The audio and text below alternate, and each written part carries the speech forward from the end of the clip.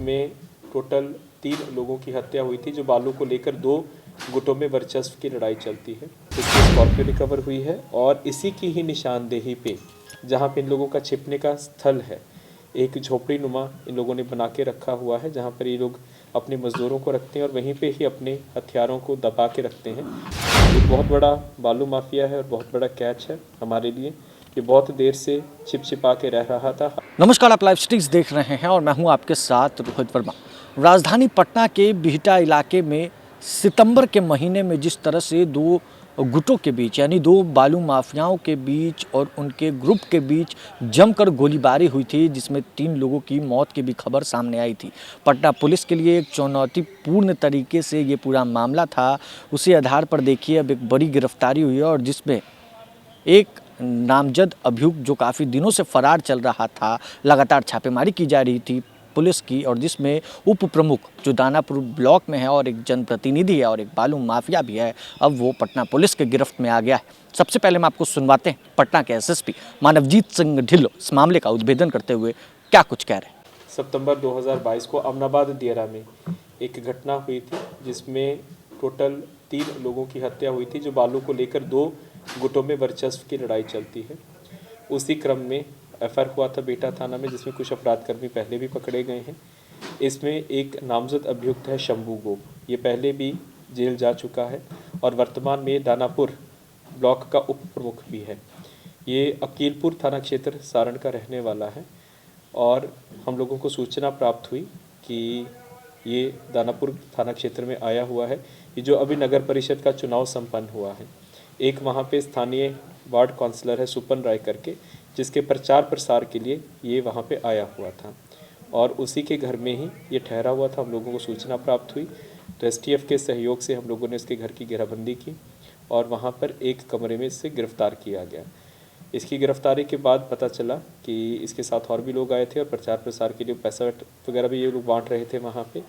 इससे Scorpio recover हुई है और इसी की ही निशानदेही पे जहाँ पे इन लोगों का छिपने का स्थल है, एक झोपड़ी नुमा इन लोगों ने बना के रखा हुआ है, जहाँ पर ये लोग अपने मज़दूरों को रखते हैं और वहीं पे ही अपने हथियारों को दबा के रखते हैं। तो अमनाबाद दियारा में इसकी निशानदेही पे आज इसको लेके वहाँ पर .315 बोर का एक राइफ़ल, जिसका कोई लाइसेंस नहीं है, कोई अनुज्ञप्ति नहीं है, जो कि इसने बताया कि एक अन्य अपराधकर्मी से इसने खरीदी थी, जिसकी वर्तमान में हत्या हो चुकी है। तो एक राइफ़ल इससे रिकवर हुआ है और 12.315 बोर के जिंदा कार्ट्रिज रिकवर हुए हैं। ये जो शंभू गोप है, सिपाही राय जो ग्रुप चलता है बालू वाला, ये उसका एक्टिव सदस्य है। वो वर्तमान में जेल से है और जेल से उसकी जितनी भी एक्टिविटीज़ को है, इसी के माध्यम से ये उसको अंजाम दे रहा था। इसके अलावा ये पहले भी शाहपुर थाना क्षेत्र में हत्या के केस में जेल जा चुका है 2020 में, और इसके ऊपर शाहपुर थाना क्षेत्र में गोली चलाने का, हवा में फायरिंग करने का और आपसी वर्चस्व में फायरिंग करने का केस प्रतिवेदित हुआ था, जिसमें फिरार चल रहा था। इसके ऊपर वर्तमान में टोटल 4 केसेस पेंडिंग थे, जिसमें ये अमनाबाद का ट्रिपल मर्डर वाला केस भी पेंडिंग था। तो एक बहुत बड़ा बालू माफिया है और बहुत बड़ा कैच है हमारे लिए। ये बहुत देर से छिपा के रह रहा था, हालांकि अब जनप्रतिनिधि बन गया था, उप प्रमुख है, लेकिन उसके बावजूद भी ये हमेशा दियारा क्षेत्र में ही छिपके रहता था और ज़्यादातर नाव में रहता है। इसने अपने जब इसे पूछताछ की गई तो इसे सारा बताया कि इन लोगों का कमीशन का सिस्टम कैसे चलता है, नाव से ये लोग कमीशन कैसे लेते हैं, जो स्थानीय किसान हैं जो अपनी ज़मीन को देते हैं बालू कटाव के लिए, उससे कितना इनका कमीशन होता है। तो प्रत्येक माह लाखों की कमाई कर रहा था, लेकिन अभी जो हम लोगों ने वहाँ पे अभियान चलाया है और जो सख्ती की, उसके कारण इनका काफ़ी नुकसान हो रहा था और उसी में ही अब ये धीरे धीरे गिरोह इनका कमज़ोर हुआ था। और जो उस वक्त जो गोलीकांड हुआ है वो भी इन्होंने बताया है कि इनका जो वर्चस्व हुआ था कि इनको आपस में पहले लड़ाई हुई थी, जिसमें लोगों ने एक दूसरे के पोकलिन मशीनों को जलाया था। उसी में ही इन्होंने सिपाही राय को कांटेक्ट किया कि हम लोग कमज़ोर पड़ रहे हैं। उसी में षड्यंत्र के साथ जो दूसरा ग्रुप है उनको बातचीत करने के, नेगोशिएट करने के मंशा से लोगों ने बुलाया, लेकिन ट्रैप करते हुए उन लोगों की हत्या हुई और इनका भी एक ग्रुप का आदमी उसमें मारा गया था, जो कि आरा थाना क्षेत्र का रहने वाला था, जिसका लाश पहले दिन बरामद हुआ था। तो आपसी वर्चस्व में ये घटना हुई थी। तो इसकी गिरफ्तारी से एक अच्छा संदेश जाएगा, जो हम लोग बालू माफिया के ऊपर कड़ाई कर रहे हैं उसी की और एक अच्छी उपलब्धि है। और इसमें हम लोगों को एसटीएफ ने विशेष कार्यबल जो हमारा है उसने विशेष सहयोग दिया।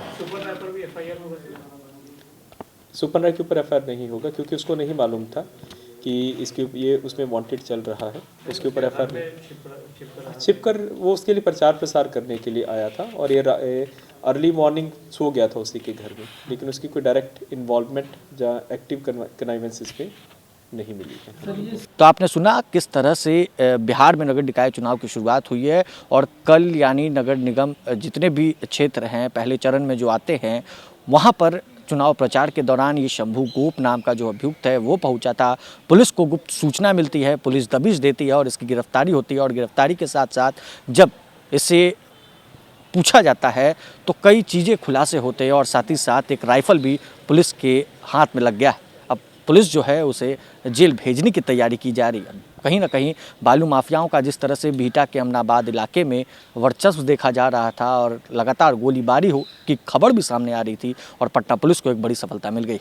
बैड इस खबर बस इतना ही। अगर आप हमारे इस वीडियो को हमारे यूट्यूब चैनल पर देख रहे हैं, चैनल को सब्सक्राइब कर ले। अगर आपने अब तक हमारे फेसबुक पेज को फॉलो नहीं किया है और वीडियो को लाइक नहीं किया है तो जल्द से जल्द फॉलो भी करें और लाइक भी करें। धन्यवाद।